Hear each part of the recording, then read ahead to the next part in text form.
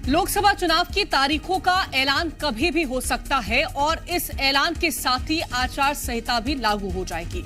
यही कारण है कि कांग्रेस हो या फिर बीजेपी, दोनों ही राजनीतिक दल जनता को लुभाने के लिए बड़ी बड़ी बातें कहते नजर आ रहे हैं। सबसे पहले बात कांग्रेस की करते हैं तो कांग्रेस नेता राहुल गांधी की भारत जोड़ो न्याय यात्रा आज मध्य प्रदेश में उसका आखिरी दिन था। यात्रा के आखिरी दिन पार्टी के राष्ट्रीय अध्यक्ष मल्लिकार्जुन खड़गे और राहुल गांधी ने जनसभा को संबोधित किया।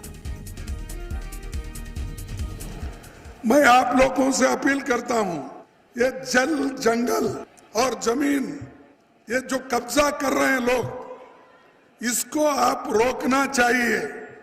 रोकने के लिए आपकी एकता की जरूरत है। भाई, मध्य प्रदेश में 3 लाख से अधिक वन अधिकार पट्टे खारिज किए।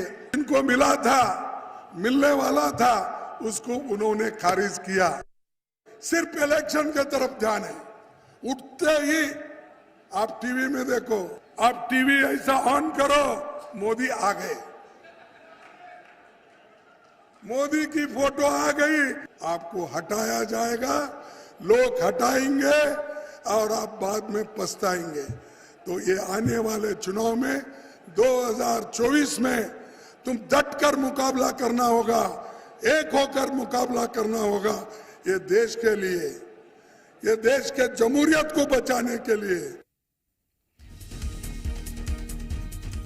तो वहीं राहुल गांधी ने आदिवासी, जल, जंगल और जमीन का मुद्दा भी इस दौरान उठाया। ये कैसी सोच है कि बीजेपी का एक नेता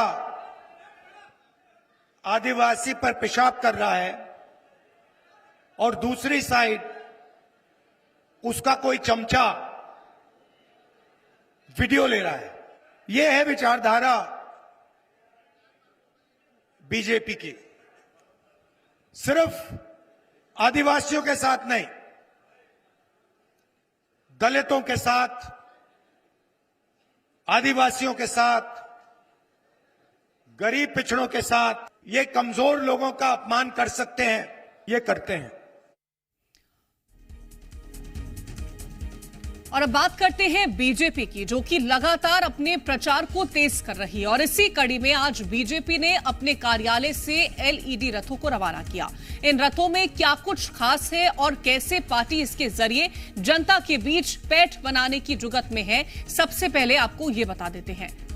तो 29 लोकसभा सीट के लिए बीजेपी का प्रचार रथ रवाना हो चुका है। बीजेपी ने रवाना किए हैं एलईडी प्रचार रथ और सीएम और प्रदेश अध्यक्ष ने इन रथों को हरी झंडी दिखाई। प्रचार रथ में रखी गई सुझाव पेटी और सुझाव पेटी के जरिए जनता से सुझाव भी मांगे जा रहे हैं। विकसित भारत संकल्प के लिए जनता इसमें सुझाव दे सकती है। प्रदेश के सभी लोकसभा क्षेत्र में ये प्रचार रथ जाएगा। केंद्र और राज्य सरकार की योजनाओं का इस दौरान प्रचार भी इनके जरिए किया जाएगा। वहीं इन रथों को रवाना करने के दौरान प्रदेश के मुख्यमंत्री डॉक्टर मोहन यादव ने एक बार फिर से 400 पार का नारा लगाया।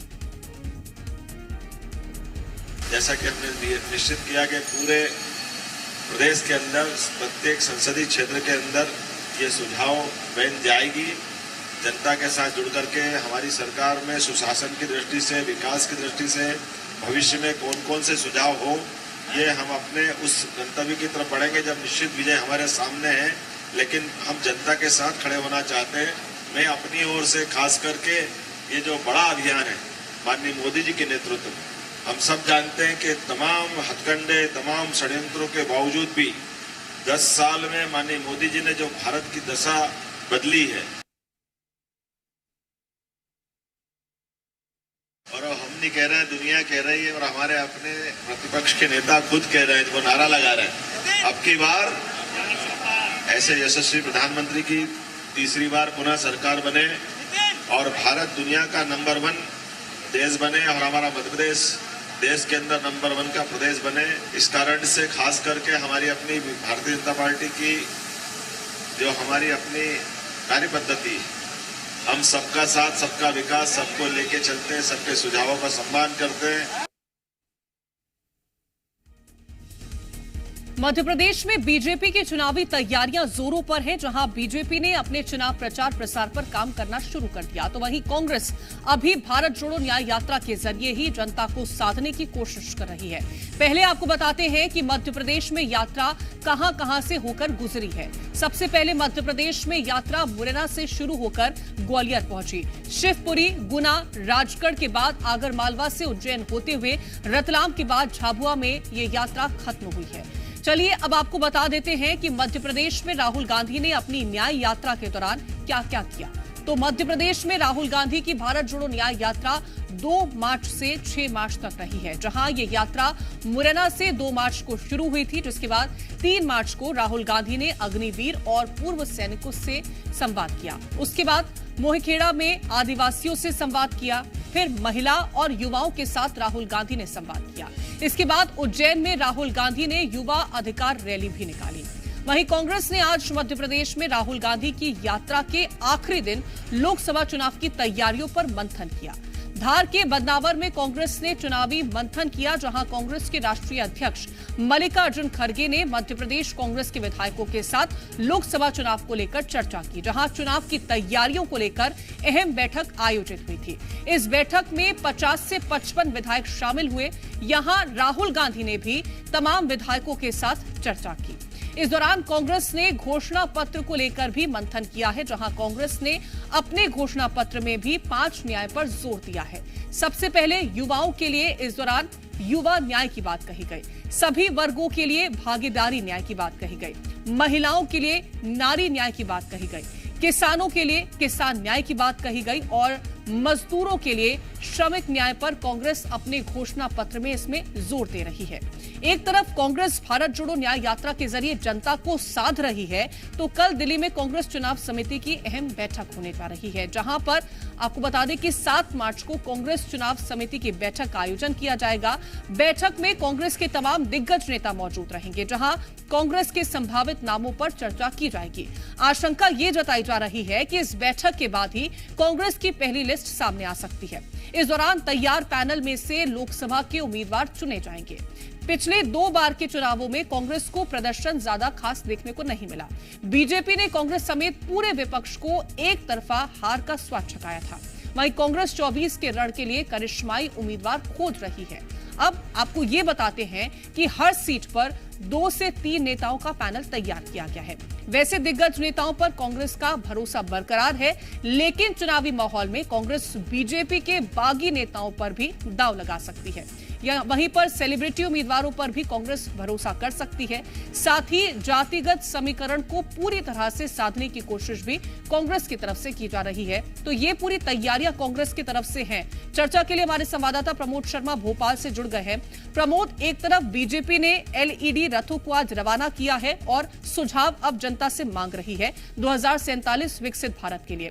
वहीं राहुल गांधी की जो यात्रा थी आज उसका समापन है 6 तारीख को, और राहुल गांधी ने इस दौरान कई सारे मुद्दे उठाए हैं। मुद्दों को उठाया है, जनता के बीच गए हैं और यहां पर सरकार को घेरा।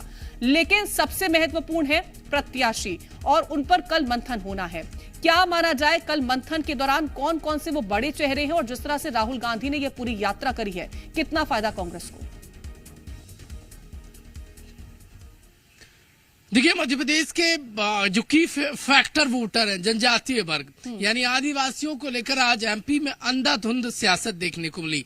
राहुल गांधी मंच से जब बोले आदिवासी इलाके में, तो आदिवासियों को लेकर उन्होंने बीजेपी पर निशाना साधा और पुरानी घटनाओं को लेकर नई सियासत को एमपी में उपज दे दिया, क्योंकि आदिवासी जो वोट बैंक है वो कांग्रेस पार्टी का परंपरागत रहा है। लिहाजा राहुल गांधी चाहते हैं कि पुराना जमाना लौट आए और आदिवासी फिर से उनसे कनेक्ट हो जाए। दरअसल ये धार में वो कांग्रेस पार्टी को एक नई धार देने में जुटे हुए थे, अलग अलग वर्गों को कनेक्ट कर रहे थे और सरकार पर भड़कते नजर आए कांग्रेस पार्टी के दिग्गज नेता राहुल गांधी। 5 दिनों तक राहुल गांधी की भारत जोड़ो न्याय यात्रा एमपी में रही और सियासी प्रपंच एमपी में खूब देखा गया।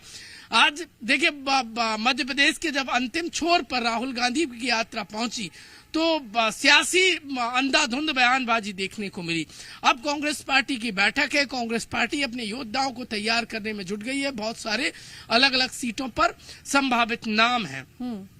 देखिए, छिंदवाड़ा की बात करें तो टोटल मध्य प्रदेश में 29 सीट्स हैं, जिसमें से छिंदवाड़ा में क्लियर कट है कि नकुल नाथ कैंडिडेट कांग्रेस पार्टी के हो सकते हैं। खजुराहो सपा को दे दिए, यानी 27 पर कांग्रेस पार्टी को अपने नामों पर विचार करना है। कई ऐसे नेता भी हैं जो विधानसभा चुनाव हार गए, उनको पार्टी मौका दे सकती है। इसके अलावा कई दिग्गज नेताओं को भी मैदान में उतारने का कांग्रेस पार्टी मौका बना रही है। कांग्रेस पार्टी रिस्क लेने के मूड में नहीं है, क्योंकि एमपी में कांग्रेस पार्टी के पास देखिए खोने के लिए ज्यादा कुछ है नहीं है, मात्र एक सीट है।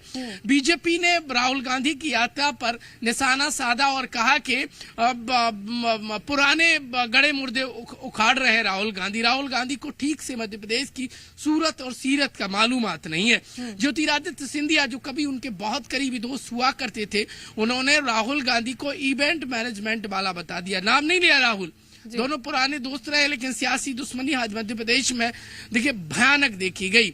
एक तरफ जब ग्वालियर चंबल पहुंचे थे तो राहुल गांधी निशाना साध रहे थे, आज जब गुना ज्योतिरादित्य सिंधिया पहुंचे तो इवेंट मैनेजमेंट बता दिया और कहा कि इवेंट मैनेजमेंट कर रहे हैं, लेकिन किसानों के बीच में कांग्रेस पार्टी के नेता प्रमोद, और इस दौरान जब राहुल गांधी ने न्याय को लेकर के बात करी है, अलग अलग वर्गों को कहीं ना कहीं साधने की कोशिश हो, चाहे युवा हो, चाहे वो मजदूर हो, चाहे किसान हो, चाहे महिला हो, चाहे आदिवासी हो, इन तमाम वर्गों को न्याय दिलाने की बात कही है। क्या ये तमाम वर्ग कहीं ना कहीं पर राहुल गांधी से कनेक्ट हो पाए हैं, और अगर कनेक्ट हो पाए हैं तो कितना वोट में तब्दील होंगे, ये किस तरह से जाना जाए? देखिए, एक बात बहुत अच्छी समझ दी होगी मध्य प्रदेश में किस बात का न्याय। देखिए, जनता के सेंटिमेंट्स को पकड़ना होगा, और कांग्रेस पार्टी फिलहाल वो उतने सेंटिमेंट्स नहीं पकड़ पा रही है। देखिए, आपने देखा बहुत सारे वो जिस सीधी पेशाब कांड का जिक्र कर रहे हैं वो बहुत पुराना हो गया है। उसके बाद विधानसभा चुनाव हो गए तो कांग्रेस पार्टी जान ही नहीं पाई है कि वो सीट पर जहां पेशाब कांड हुआ वहां पर बीजेपी का विधायक जीत गया। तो अब कुल मिलाकर वो अब देखिए तब की बात अब करने में मुझे नहीं लगता मध्य प्रदेश में कोई फायदा होने वाला, और लोकसभा चुनाव का तो मुद्दा ही डिफरेंट रहता है। तो कुल मिलाकर एमपी के सेंटीमेंट्स पर राहुल गांधी आगे बढ़ रहे हैं, लेकिन मुझे नहीं लगता कांग्रेस पार्टी इससे ज्यादा कम बैक कर पाएगी या काम बन पाएगा। हाँ, इंपॉर्टेंट कल का सूरज है, क्योंकि कांग्रेस पार्टी की जो बैठकें हैं सीडब्ल्यूसी की वो होनी है, नाम तय होने हैं, और एमपी में उससे ठीक पहले सियासी पारा हाई हो गया है, क्योंकि आगामी 2-1 दिन में कांग्रेस और बीजेपी की दोनों की बैक टू बैक जो बड़ी बैठकें हैं वो होनी है, और बड़ी बैठकें होनी है, और कल कांग्रेस की महत्वपूर्ण बैठक रहने वाली है, और नाम कहीं ना कहीं अब जल्द ही सामने आ सकते हैं। फिलहाल बहुत शुक्रिया तमाम जानकारी पहुंचाने के लिए आपका प्रमोद।